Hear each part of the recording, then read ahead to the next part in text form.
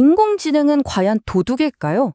이게 요즘 기술이랑 법률 분야에서 정말 가장 뜨거운 질문 중 하나거든요. 바로 이 질문에서 모든 이야기가 시작됩니다. 지금 뉴욕타임스, 게티 이미지, 그리고 전 세계 수많은 예술가들이 거대 AI 기업들한테 소송을 걸고 있어요. 한마디로 내 거 훔쳐갔다 이거죠. 근데 문제는요, 지금의 법이 이 엄청난 신기술 앞에서 완전히 길을 잃었다는 겁니다. 자, 이 혼란의 한가운데에는요, 아주 근본적인 문제가 숨어 있습니다.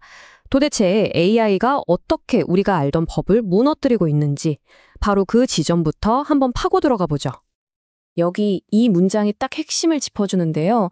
우리가 수백 년 동안 만들어온 이 지적재산권이라는 개념 있잖아요. 이게 LLM, 그러니까 거대 언어 모델 때문에 그냥 뿌리부터 흔들리고 있다는 거예요. 생각해보세요. 책 한 권을 그대로 베끼는 거랑 수백만 권을 읽고 학습해서 아예 새로운 글을 쓰는 건 이건 차원이 다른 문제잖아요. 아니, 그럼 도대체 왜 이런 일이 벌어지는 걸까요? 그 근본적인 원인을 한번 파헤쳐 보겠습니다. 정답은 간단해요. 바로 낡은 법과 새로운 기술의 정면 충돌 때문입니다. 전문가들이 이 상황을 좀 어려운 말로 존재론적 불일치라고 부르는데요. 이게 뭐냐면 쉽게 말해서 우리 법은 붓이나 펜을 든 사람을 기준으로 만들어졌다는 거예요. 근데 AI는요? 수백만 개 데이터를 한꺼번에 처리하면서 창작을 하잖아요. 그러니까 애초에 서로 다른 세계의 규칙을 들이대는 거나 마찬가지인 거죠. 자, 이 표를 보시면 그 차이가 확 느껴지실 거예요. 낡은 법은 인간 저자가 딱 정해진 하나의 저작물을 만든다고 봐요. 심플하죠? 근데 AI는 완전히 다릅니다. AI는요, 자기가 배운 모든 데이터를 점으로 찍어서 거대한 아이디어의 우주, 잠재 공간이라고도 하는데 이걸 만들어요. 그리고 뭔가를 만들어낼 때는 정해진 길을 가는 게 아니라 이 우주 안에서 가장 그럴듯해 보이는 별들을 쓱쓱쓱 이어서 완전히 새로운 별자리를 그리는 것과 같아요. 그러니까 결과물이 딱 떨어지는 정답이 아니라 확률적으로 가장 가능성이 높은 어떤 것이 되는 거죠. 어때요? 저자나 저작물 같은 우리가 알던 개념이 전혀 들어맞지가 않죠? 자, 그럼 이 엄청난 불일치, 이거 어떻게 해결해야 할까요? 여기서 바로 AI 시대를 위해 특별히 설계된 새로운 법적인 도구들이 등장합니다. 네, 바로 이 5가지 새로운 이론인데요. 확률적 구성권, 잠재 공간권, 구성장 매개 변수권, 비선형적 귀속 이론, 그리고 집합적 패턴권. 이름이 좀 어렵고 낯설게 들리실 수도 있는데 걱정 마세요. 이게 바로 AI 시대의 법을 여는 새로운 열쇠들이거든요. 지금부터 하나씩 차근차근 뜯어보겠습니다. 자, 첫 번째는 확률적 구성권입니다. 이거는요, AI가 만들어낸 결과물 그 자체가 아니라 그 결과물을 만들어낸 과정에 주목하는 거예요. 예를 들어 AI한테 하늘은 다음에 올 단어를 맞춰보라고 하면 수많은 단어 중에서 푸르다를 선택할 확률을 계산하겠죠? 바로 이 이론은요, 하늘은 푸르다라는 문장이 아니라 AI가 그 선택을 하도록 만든 그 확률적인 과정에 법적인 의미를 줘야 한다는 겁니다. 그러니까 눈에 보이는 복사본이 아니라 그 가능성을 보자는 거죠. 두 번째는 잠재 공간권입니다. 아까 AI 내부에 거대한 아이디어 지도가 있다고 말씀드렸죠? AI가 창작을 한다는 건 이 지도 위에서 어떤 경로를 따라 여행하는 것과 같아요.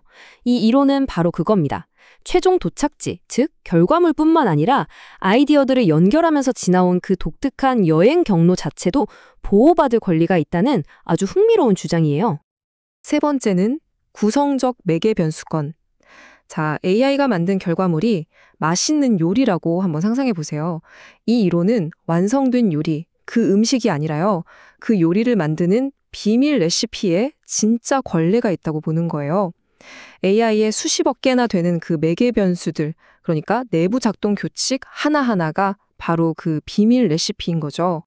네 번째는 비선형적 귀속 이론입니다. 이거는 우리가 어떤 독창적인 아이디어를 냈을 때 이건 정확히 어느 책 몇 페이지에서 나온 거야 라고 말할 수 없잖아요. 수많은 경험과 대화가 막 섞여서 나오는 거니까요.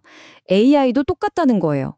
그러니까 누가 원조냐를 따지는 대신에 어떤 데이터가 얼마나 기여했는지를 따져서 공과를 나누자는 아주 현실적인 제안입니다. 자, 마지막 5번째, 집합적 패턴권입니다. 요즘 AI가 어떤 예술가 작품은 하나도 안 베꼈는데 그 화풍이나 문체는 기가 막히게 따라하는 거 다들 들어보셨죠? 바로 그겁니다. 이 이론은 그 스타일 자체를 보호할 수 있는 고유한 패턴으로 인정해야 한다는 정말 획기적인 아이디어예요. 자, 그럼 이론은 이쯤 하고요. 이제 이 새로운 도구들이 실제 미래의 법정에서 어떻게 쓰일 수 있을지 아주 흥미로운 가상소송을 통해서 한번 들여다보겠습니다. 정말 재밌을 거예요.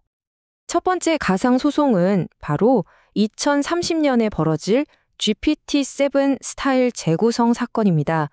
한 유명 작가가 자기 문체를 완벽하게 베끼는 GPT-7을 상대로 소송을 거는 거죠.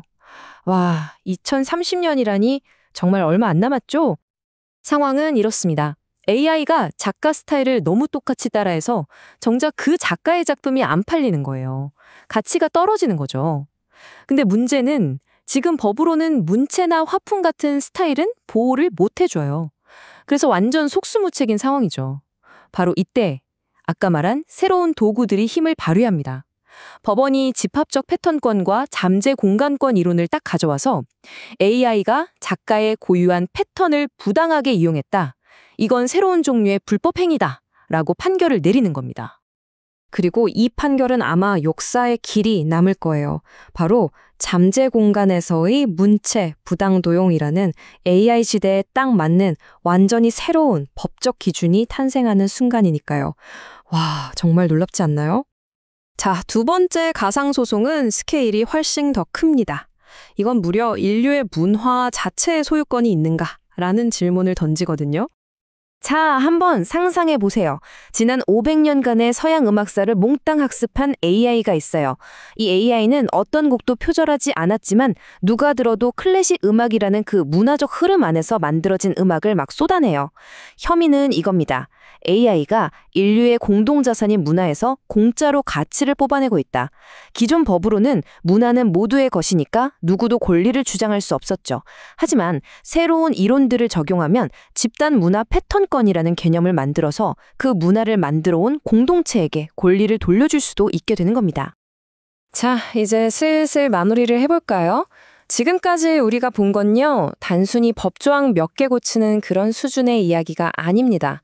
이건 법의 근본적인 사고방식, 그러니까 법의 문법 자체가 바뀌는 거대한 혁명이에요. 네, 바로 이 문장이 모든 걸 요약해주죠. 우리가 살펴본 이 5가지 이론들은 그냥 따로따로 노는 규칙이 아니에요.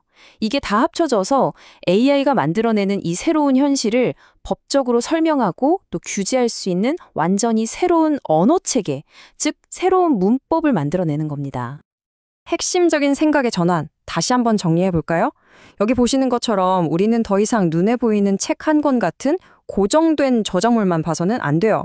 이제는 그 결과물을 만들어내는 보이지 않는 확률적 시스템 전체를 봐야 한다는 거죠.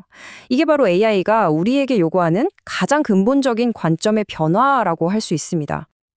자, 마지막으로 이 질문을 여러분께 던지면서 마무리하고 싶습니다. 우리는 과연 인간이 아닌 이 기계의 작동 방식을 중심으로 한 법을 새로 쓸 준비가 되어 있을까요? 어쩌면 이 질문에 대한 답을 찾아가는 과정이야말로 우리 시대의 가장 중요하고도 거대한 과제가 아닐까 싶습니다.